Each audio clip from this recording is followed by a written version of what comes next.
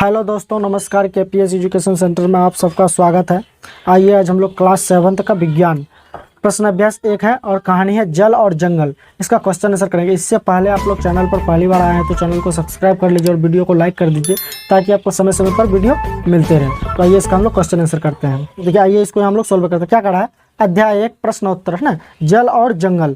तो निम्नलिखित कथन सत्य है अथवा असत्य है। तो क नंबर में है वर्षा जल का चरम स्रोत है। क्या है ये? सत्य है। अब ख नंबर का नदियों का जल खेतों में सिंचाई का एकमात्र साधन है। तो क्या है? असत्य है। सिर्फ नदियों का जल से जो खेतों की सिंचाई हो सकती है? नहीं, और भी बहुत सारे साधन है। तो ये क्या है? असत्य हो है। अब कह रहा है ग नंबर में जल की कमी की समस्या का समाधान केवल ग्रामीण क्षेत्रों के निवासी करते हैं। तो नहीं, ये शहरी क्षेत्र के लोग भी करते हैं। तो ये भी क्या होगा? असत्य होगा। अब कह रहा है, देखिए, अब 2 नंबर में है रिक्त स्थानों की पूर्ति कीजिए। तो इसको यहाँ देख लेते हैं हम थोड़ा सा। रिक्त स्थानों की पूर्ति कीजिए। तो देखिए, भौम जल प्राप्त करने के लिए डैश तथा डैश का उपयोग होता है। तो क्या खाली जगह में क्या? नलकूप और तथा कुआं। अब कहता है जल की 3 अवस्था है। तो कौन कहता है? जल, वायु और वर्षा है। भूमि की जल धारण करने वाली परत कहलाते हैं, क्या कहलाती है? भौम जल स्तर। अब कह रहा है घ नंबर में वन शुद्ध करते हैं डैश और डैश को, जल और वायु को। वन में क्षयवान पत्तियां और जंतु डैश को समृद्ध करते हैं। कौन? पौधों को समृद्ध करते हैं। सूक्ष्म जीवों द्वारा मृत पादपों पर क्रिया से डैश बनता है। क्या बनता है? ह्यूमस बनता है। अब आइए यहाँ पर क्वेश्चन नंबर 3 में कह रहा है समझाइए कि भौम जल की पुनः पूर्ति किस प्रकार होती है। तो ये इसको हम लोग लिख के रखें। आंसर है जब वर्षा होती है तो वर्षा का पानी पृथ्वी पर गिरती है। जल पृथ्वी पर बने गड्ढों, तालाबों, नदियों से जमा होता है और धीरे धीरे रिसकर पृथ्वी के नीचे गड्ढों में जमा होता है। भूमि के अंदर जल के रिसाव को अंत स्पदन कहते हैं। अंत सदन की क्रिया धीरे धीरे होती है। खेतों का पानी का रिसाव भी जमीन के अंदर होता है। इस प्रकार की प्रक्रिया के कारण भौम जल की पुनः परिवर्तन होती है। कहता है भौम जल अस्त के नीचे गिरने के लिए उत्तरदायी कारकों को समझाइए। तो इसका आंसर है ये बात सच है कि आज के दिनों में भौम जल अस्त्र नीचे गिर गया है और गिरता चला जा रहा है। इसका मुख्य कारण वनों की कटाई होना। वनों की कटाई होने से वर्षा कम होती है और भौम जल को पुनः परिवर्तित नहीं हो पाती।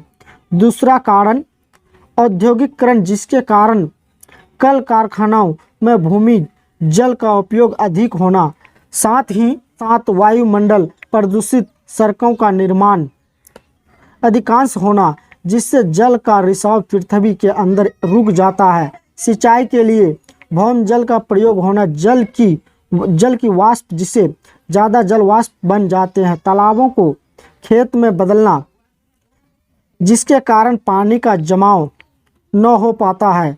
ये सब कारण से भौम जल का स्तर नीचे गिर रहा है। अब आइए, कम से कम जल का उपयोग करते हुए बगीचे लगाने तथा रख रखाव के लिए क्या कदम उठाएंगे।